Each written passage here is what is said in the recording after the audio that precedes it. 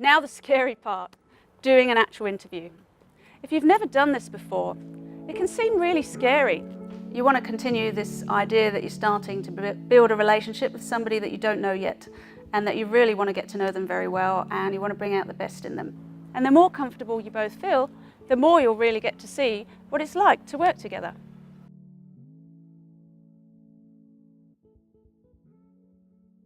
So starting with your first email that says, hey, thank you so much for your application. It looks great.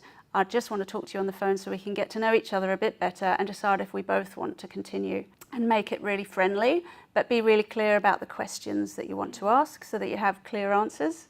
And use that opportunity to clarify any areas that might be unknown, like salary or hours of work, just to make sure that those things match each other.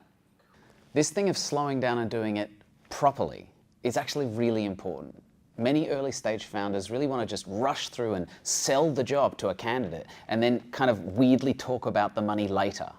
Having clear, upfront conversations about this kind of stuff is the sort of structure that is expected from leadership, and that's a tone that you want to set early. We're not phoning them up and asking them to decode the human genome. So continue the conversation as you would if they were in the office, because you're not trying to project a false personality. People will find out the real you. Usually you can tell the sorts of things that you might need to talk about further. So if it is a coding role, it might be that you're going to do a code test before the interview, just to make sure that that skill level is there.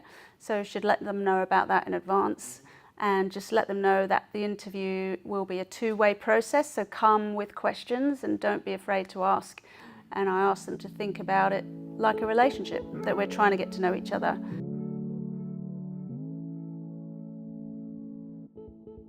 You're about to do the interview, you should have been through the CV yourself, and if there's any gaps or areas of concern, take a note, and if there's any stories in there that you want to hear more about, take another note, perhaps another few more questions to help figure out some of those areas of expertise that you want them to demonstrate, and then you can use that as a rough guide for your interview, but not like a question answer kind of like interrogation. It's a gentle guide, and you may not actually get to all of them. It's just that if there's any moments of awkward silence, you can sort of refer gently to your guide and sort of go, oh, hey, tell me about that time when you such and such.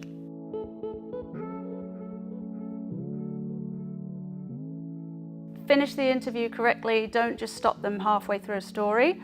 I would always have a watch in front of me that I can gently glance at so that they don't feel like they're on some sort of like clock. And sort of 5 minutes before the end, find a natural gap to say, hey, look, we've just got 5 minutes left, so I'd really like to wrap up, and whether we're nearly finished or have some more to do, just outline that there, and then you can say, hey, the next steps are going to be there'll be another interview with somebody else who's going to help me figure out some of the gaps, or it could be that the next step is something else, but let them know.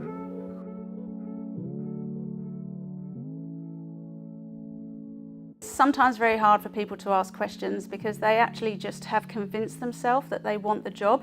Even though they have doubts about its seniority or the location or something, sometimes you can sort of force them to ask you questions by getting them to admit why they're leaving their current situation. So asking them, what is it about your current situation that's led you to come here? What are you looking for?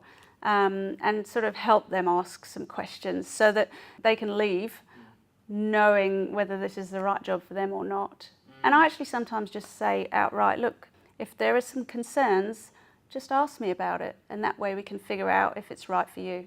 And you don't want to terrify them, right? You really want them to be relaxed and at their best. You shouldn't be there trying to get like a chair that's higher than theirs, trying to create this like Mad Men experience. Yeah, the key mistake is being more nervous than the candidate. And actually you have to remember that although it is awkward and difficult to interview people, if you don't do it often, they're the ones that are really nervous. So you've just got to suck it up.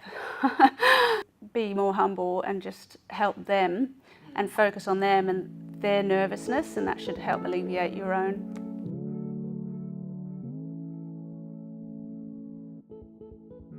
No, It's not okay to just run over on an interview, because that person probably has another job and they've snuck out of the office. And it's really rude to expect them to stay longer, and it puts a lot of pressure on them, and they definitely won't be giving you their best shot. No more than an hour. It's too intense otherwise. So the best thing to do is ensure you finish on time and say, hey, look, I've actually got loads more questions. This has gone really well, and I'd like to get you in again. Maybe we can meet for coffee. Just make sure you give them that feedback of why you want to see them again, because otherwise they'll be going home worrying about why. What did they do wrong? Setting that balance between clarity and humanity is really important in leadership, because you're effectively setting the boundaries of the game that you're going to play with this person, should you hire them. And understanding what a shared vision of success looks like means you're setting up the relationship properly right from the start.